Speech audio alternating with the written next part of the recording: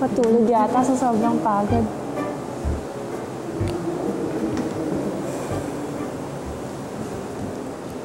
Ay, ang gwapo mo talaga. Lalo na pagtulog ka. Kasi hindi ka mayabang, tsaka hindi ka nangaaway.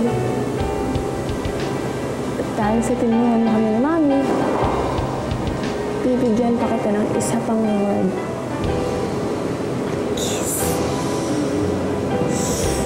Malas ka lang kasi hindi mo malalaman dahil tulog ka.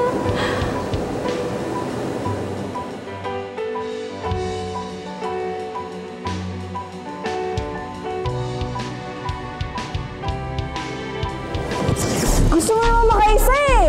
Rick naman eh! Oh my God! Sa'yo! Ay, ano ba? Eh, kasi naman, alam mo, maligo ka na kasi pupunta pa natin ang nanay mo. Yan ang bagay sa'yo.